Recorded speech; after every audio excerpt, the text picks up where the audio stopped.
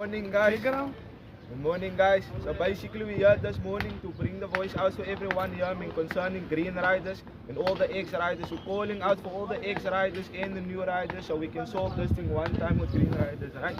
So basically what happens in this company, they put you in programs. Like they steal a lot of money from you, like how you have to suffer, and it's not nice, man, you see. So now we're calling on all riders, like let the company do the right thing, because you can't work for 900 rand paying bike fees, but we know the sponsors paying for our bikes.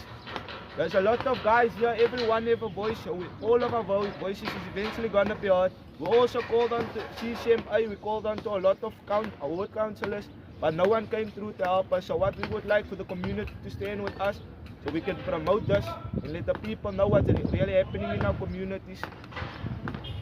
It was Gordon Hill who was the man that promoted this thing. He's also nowhere to be found, and no answers is being given to the stuff that's going on in Green Riders.